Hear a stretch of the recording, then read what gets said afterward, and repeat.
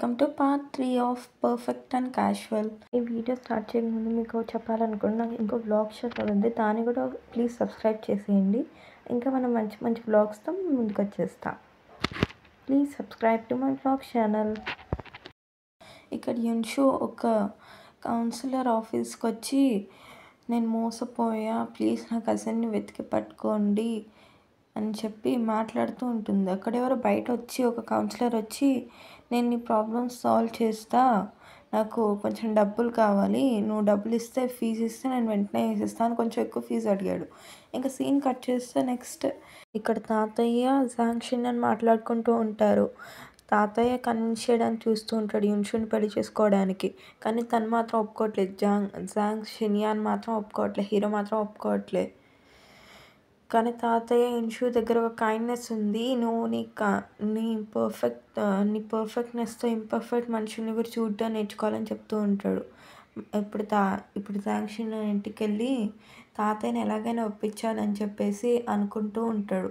అప్పుడే యున్షుని పిలిచి తన హైట్, సైజ్ ఇంకా అన్నిటిని మెషర్ చేస్తూ ఉంటాడు. యున్షు తన టైప్ కాదని చెప్పేసి అలా అయినా ఒప్పించవచ్చు, డేటా ద్వారా అయినా ఒప్పించవచ్చు, ఎందుకంటే తాతయ్య నేను ఒకేలాంటి వాళ్ళం, తాతయ్య ఇలాగైనా ఒప్పేసుకుంటాడు, నీకు నాకున్న తేడాలు చెప్తే అని చెప్తూ ఉంటాడు డేటాని చూస్తే అని.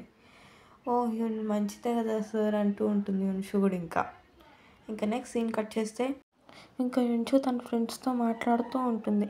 ఇంకా కౌన్సిలర్ మెన్కి తను 30,000 రూపీస్ ఇవ్వాలి, అడ్వాన్స్లో 10,000 రూపీస్ ఇస్తేనే ఆయన తన ప్రాబ్లమ్స్ సాల్వ్ చేసి తన అపార్ట్మెంట్కి తన కజిన్కి ఇచ్చిన డబ్బుల్ని తిరిగి ఇప్పిస్తాడు, తన కజిన్ని కనిపెడతాడు అని చెప్పి వీటన్నిటి గురించి తన ఫ్రెండ్స్తో చెప్తూ ఉంటుంది. కానీ నా దగ్గర ఇప్పుడు డబ్బులు లేవు, మీరు కొంచెం డబ్బులు ఇవ్వండి అని చెప్తూ ఉంటుంది. ఇంకా తన ఫ్రెండ్స్ కూడా తన కోసం డబ్బులు ఇచ్చేస్తారు, 10,000 రూపీస్ తన అకౌంట్లో వేసేస్తారు. దాని తర్వాత తన ఫ్రెండ్ ఇంకా కామెడీగా మాట్లాడుకుంటూ వాళ్ళతో టైం స్పెండ్ చేస్తూ ఫొటోస్ దిగుతూ ఉంటుంది. అలా తన ఫ్రెండ్స్తో బాగా ఎంజాయ్ చేసిన తర్వాత తన ఇంటికి వెళ్తే సీన్ కట్ చేస్తే ఇంకా తన ఇంట్లో ఉంటుంది. అక్కడ యున్షు మాట్లాడుతూ ఉంటుంది కౌన్సిలర్ మెంగ్తో, నేను కౌన్సిలర్తో నేను మాట్లాడాను, లాయర్తో నేను మాట్లాడాను, ఆయన నా ప్రాబ్లమ్స్ సాల్వ్ చేస్తా అన్నాడు అని చెప్పి అంటూ ఉంటుంది. నేను 10,000 అడ్వాన్స్లో కూడా ఇచ్చేసాను అని చెప్తూ ఉంటుంది. అయితే నువ్వు ఒక కాంట్రాక్ట్ వేసుకున్నావు అతనితో, నువ్వే అతను నీకోసం పని చేస్తున్నట్టు అని చెప్తే, లేదు మేము మర్చిపోయాం, కానీ నేను అడ్వాన్స్ ఇచ్చేసా కదా, ఆయన నెంబర్ కూడా నాకు ఇచ్చాడు, రేపు మళ్ళీ నేను ఆయన్ని కలిసి కాంట్రాక్ట్ వేసుకుంటా అని చెప్తూ ఉంటుంది, కాంట్రాక్ట్ వేస్తామని. ఇంకా నెక్స్ట్ డే వాళ్ళ కౌన్సిలర్ ఆఫీస్కి వెళ్తారు. కానీ అక్కడ వెళ్ళి యున్షు అక్కడ కూర్చొని ఉంటుంది. మిస్టర్ జాంగ్షన్ అక్కడ మాట్లాడుతూ ఉంటాడు, కౌన్సిలర్ మెంగ్ ఎవరైనా ఉన్నారా ఇక్కడ అని. అయితే యున్షు కలిసిన ఆయన అసలు అక్కడ పని చేయట్లేదు. ఇక్కడ తెలిసిన ఇంకో షాకింగ్ న్యూస్ ఏంటంటే ఆయన కూడా ఒక చీటర్ అనమాట, యున్షుని చీట్ చేసేసాడు. ఆయన జాంగ్షన్యానికి అది అర్థమైంది, కానీ అది యున్షుకి చెప్తే మళ్ళీ బాధపడుతుందేమో అని చెప్పలేదు. ఇంకా యున్షు ఆయన ఉన్నాడు కదా కౌన్సిలర్, ఆయన ఎందుకు ఇంకా బాధపడ్డాం అని చెప్పేసి తన ఫ్రెండ్ దగ్గరికి వెళ్ళి కొంచెం హెల్ప్ చేస్తూ ఉంటుంది తన ఫ్రెండ్కి. తన ఫ్రెండ్ హాస్టల్లో ఉంది కదా, అందుకే తన రూమ్ని కొంచెం క్లీన్ చేసి తన ఫ్రెండ్తో మళ్ళీ మాట్లాడుతూ ఉంటుంది, ఎలా కౌన్సిలర్ మెంగ్కి అడ్వాన్స్ ఇచ్చేసామని. అయితే ఆయనకు ఫోన్ చేసావా నువ్వు అని చెప్తూ ఉంటుంది. అయితే ఇప్పుడు చేద్దామని కాల్ చేస్తే అది మొత్తం బిజీ అని వస్తుంది, ఒక్కొక్కసారి స్విచ్ ఆఫ్ అని వస్తుంది. ఇప్పుడు తన ఫ్రెండ్ చెప్తుంది, నువ్వు మళ్ళీ స్కామ్ అయిపోయావా యున్షు అంటూ ఉంటుంది. మళ్ళీ నెక్స్ట్ సీన్ కట్ చేస్తే ఇక్కడ జాంగ్షన్యాన్ తన డేటా తీసుకున్నాడు కదా, యున్షుకి తనకి ఎంత డిఫరెన్స్ ఉంది అని, ఆ డేటా గురించి చెప్తూ ఉంటాడు. యున్షు అసలు ప్రతిసారి మోసపోతూనే ఉంటుంది, తను కొంచెం అమాయకురాలు, నాకు సెట్ అవ్వదు అని చెప్తూ ఉంటాడు తాతయ్య. జాంగ్షన్యాన్ చెప్తూ ఉంటాడు తాతయ్యకి.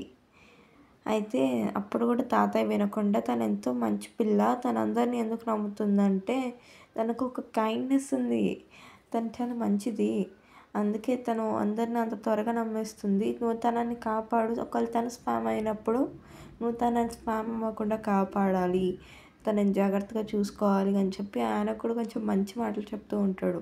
ఇంక ఎంత చెప్పినా తాతయ్య వినకపోవడంతో ఇంక జాంగ్ షిన్యాన్ కూడా ఏం చేయలేకపోతూ ఉంటాడు. ఇంకా నెక్స్ట్ సీన్ కట్ చేస్తే యున్షు జాంగ్ షిన్యాన్ మళ్ళీ తాతయ్య దగ్గరికెళ్ళాడు.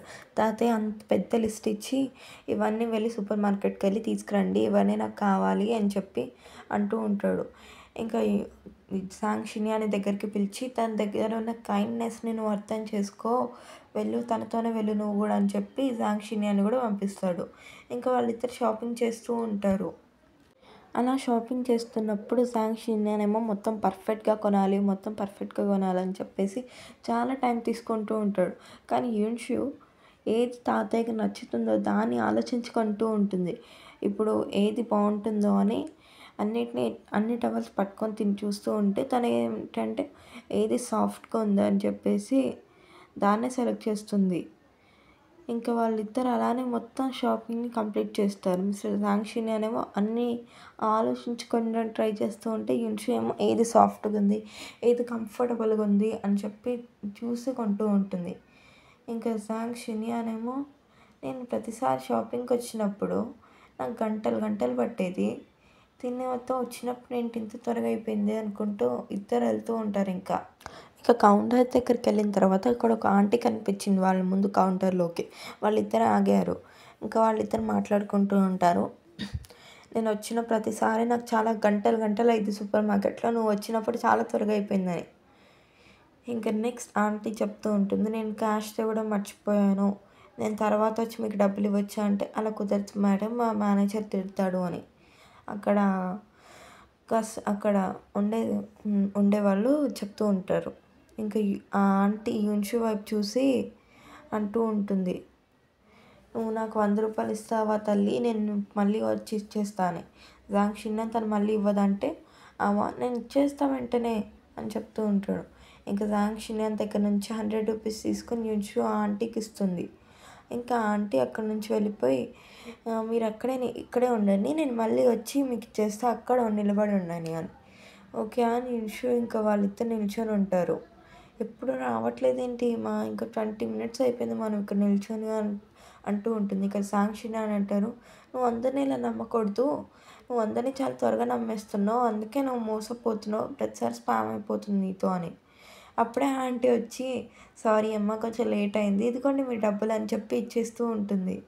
యున్షు చాలా హ్యాపీ ఫీల్ అవుతుంది ఒకరికి హెల్ప్ చేసినందుకు. ఇప్పుడే యున్షు చెప్తూ ఉంటుంది, ఇంకా ఈ ప్రపంచంలో ఉన్న కొంచెం కైండ్నెస్, మంచితనం ఇంకా అలానే మిగిలింది మిస్టర్ జాంగ్ అని చెప్పి ఇదిగోండి తీసుకొని మీ రూ. 100 అని చెప్పి ఇచ్చేస్తుంది. ఇంకా జాంగ్ షిన్యాన్ కూడా కొంచెం హ్యాపీగా ఫీల్ అవుతాడు యున్షులో ఉన్న మంచితనాన్ని చూసి. ఇంకా ఆయన తనకి రూ. 10,000 కౌన్సిలర్ మెంగ్‌కి ఇచ్చింది.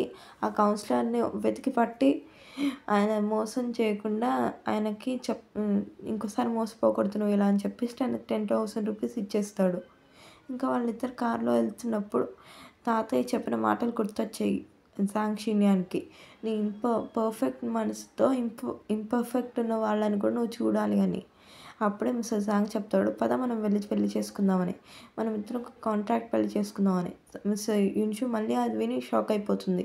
తాతయ్యని ఒప్పిస్తా అన్నారు కదా మీరు, మళ్ళీ ఇలా అంటున్నారేంటి అంటే, తాతయ్య ఒప్పుకోవట్లే, మనం ఇప్పుడు పెళ్లి చేసుకోవాలంటే. అలా ఈ ఎపిసోడ్ ఇక్కడితో కట్ అయిపోయిందనమాట.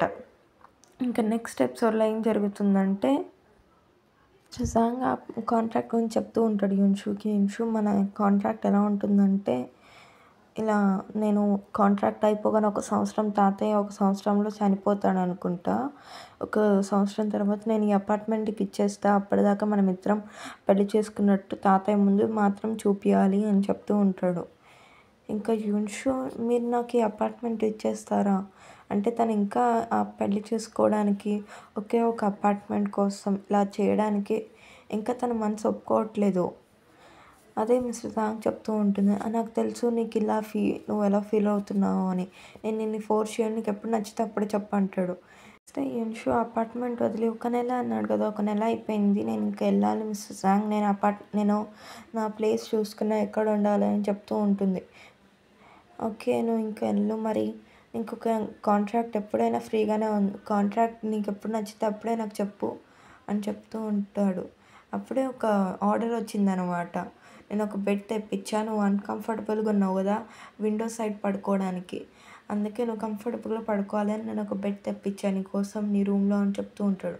ఏం పర్లేదు దాన్ని రిటర్న్ చేసేస్తున్నావు ఇప్పుడు వెళ్ళిపోతున్నావు కదా అంటూ ఉంటాడు.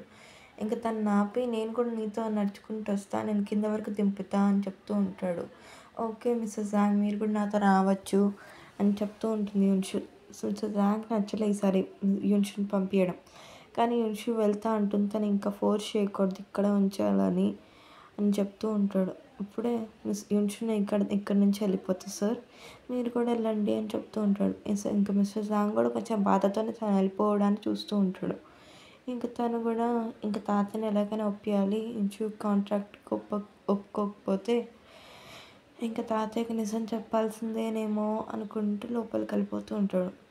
అప్పుడే యున్షు ఉరుక్కుంటూ వచ్చి ఏం చెప్తుందంటే, మిసెస్ జాంగ్ నన్ను కాపాడండి, కాపాడండి అని ఉరుక్కుంటూ వస్తుంది. ఏమైంది నీకు అని చెప్తూ ఉంటే, మా సిస్టర్ వచ్చింది, ప్లీజ్ నా బాయ్ ఫ్రెండ్‌లా నటించండి, ఇది నా అపార్ట్మెంట్ అని చెప్పండి, నేను చెప్పలేను నా సిస్టర్‌కి నేను స్పామ్ అయిపోయినట్టు అని చెప్తూ ఉంటాడు. ఇంకా మిసెస్ జాంగ్ కూడా తన సిచ్యువేషన్‌ని అర్థం చేసుకొని తన బాయ్ ఫ్రెండ్‌లా నటియడానికి ఒప్పుకుంటాడనమాట. ఇంకా వాళ్ళిద్దరూ ఒకే సెకండ్‌లోనే గర్ల్ ఫ్రెండ్, బాయ్ ఫ్రెండ్‌లా నటించడం స్టార్ట్ చేస్తారు. ఇంకా తన సిస్టర్‌కి చెప్తూ ఉంటుంది, తినే నా బాయ్ ఫ్రెండ్, ఇదే మేము తీసుకునే అపార్ట్మెంట్ అని. ఇంకా నువ్వు నాకెందుకు చెప్పలేదు నీ బాయ్ ఫ్రెండ్ ఉన్నాడని. అంటే సిస్టర్, అక్క నేను ఒకే ఒక నెల నుంచి ఇతన్ని డేటింగ్ చేస్తున్నా, అందుకే నీకు చెప్పలేదు అక్క, నువ్వు వచ్చాక నీకు సర్ప్రైజ్ ఇద్దాం అనుకున్నా అని చెప్తూ ఉంటుంది. ఇంకా నేనే జాంగ్ షిన్యాన్ అని చెప్పి తన ఇంట్రడక్షన్ కూడా ఇస్తూ ఉంటాడు. అక్క మీరు ఇంత సడన్‌గా వచ్చేసారు నాకెందుకు చెప్పలే అంటే, నేను చెప్పాను కదా అంటే, ఓహ్! సారీ అక్క నేను మర్చిపోయాను అక్క అంటూ ఉంటుంది. ఇంకా ఈ సూట్ కేస్ ఏంటి ఇక్కడ ఉంది, నీ సూట్ కేస్ తీసుకొని ఎక్కడికెళ్తున్నావు అంటే, ఏం లేదక్క ఇది చెత్త అక్క పడేయడానికి వెళ్తున్నాను డస్ట్‌బిన్ దగ్గరికి తోసింది పాపం తన సూట్ కేస్‌ని. ఇంకా వాళ్ళంతా లోపలికెళ్లారనమాట. లోపలికెళ్ళి తన సిస్టర్‌కి స్లిప్పర్స్ ఇస్తూ ఉంటుంది. ఇంకా వాళ్ళంతా లోపలికెళ్ళి మాట్లాడుకుంటూ ఉంటారు. తన సిస్టర్ ఇంక నేను వాష్‌రూమ్‌కెళ్ళొస్తా అని చెప్పి వెళ్తూ ఉంటే, ఏంటి ఇక్కడ టైమర్ ఉంది అంటే, ఏం లేదక్క ఇది నా డైటింగ్ టైమర్ అంటే, ఫంక్షన్ టేబుల్ సెపరేట్ చేసింది. అక్కడ డైనింగ్ టేబుల్ సెపరేట్ చేసింది. అంతటిని వాళ్ళ టేప్స్ అన్నిటిని పీకేశారు. ఆయనేమో స్లోగా చేస్తూ ఉంటాడు పర్ఫెక్ట్‌గా చేయాలని. యున్షు ఏమో త్వరగా చేయండి అంటూ ఉంటుంది. అలా తన సిస్టర్ బయటకొచ్చేసింది.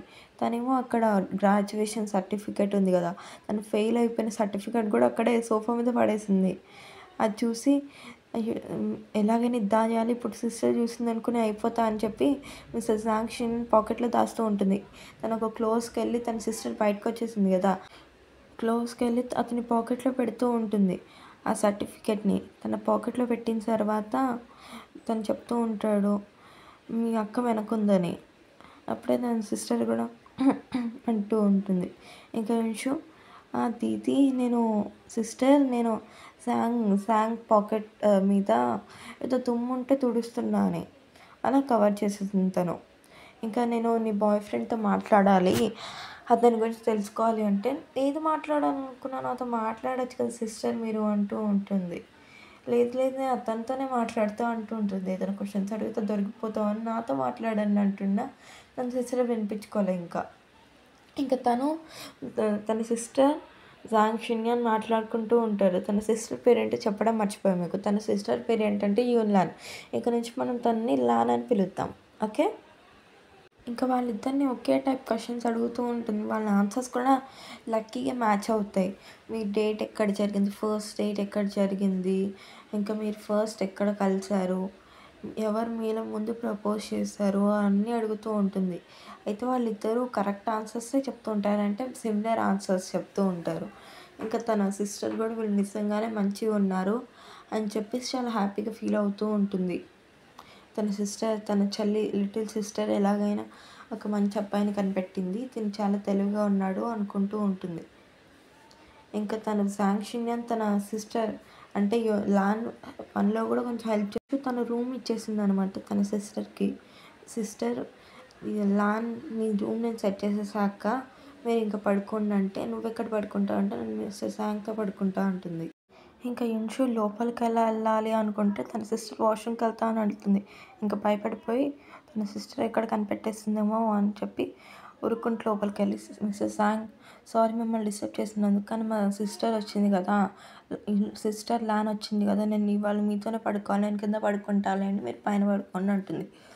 ఓకే. నీ సిట్యుయేషన్ నాకు అర్థమైంది. నేను ఒప్పుకుంటా. నువ్వు నాతోనే ఇవాళ పడుకోవడానికి అని చెప్పి ఒప్పుకుంటాడు. ఇంకా వాళ్ళిద్దరు మాట్లాడుకుంటూ ఉంటారు. అలా మాట్లాడుకుంటూ ఉండగా నేను ఇంకా లైట్ ఆఫ్ చేస్తా అంటే యున్షుకి ఏదో గుర్తొచ్చిందనమాట. ఉరుక్కుంటూ వెళ్ళింది తను. ఇంకా ఫస్ట్ ఏదో గుర్తొచ్చి అక్కడ తను లగేజ్ పడేసింది కదా! డస్ట్‌బిన్ దగ్గర ఇది పడేయడానికని చెప్పి డస్ట్‌బిన్ దగ్గర ఏసేసి వచ్చింది కదా తన లగేజ్‌ని. అదే గుర్తొచ్చి తన లగేజ్‌ని తీసుకోవడానికెళ్ళింది. అక్కడికెళ్ళి చూస్తే అసలు తన లగేజే దొరకట్లేదు.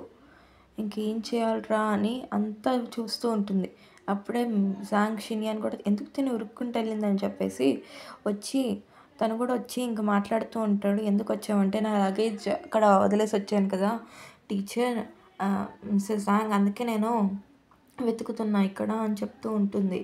ఇంకా వాళ్ళిద్దరు కలిసి అక్కడున్న సెక్యూరిటీని అడుగుతూ ఉంటారు. నా లగేజ్ ఇక్కడ పడిపోయింది.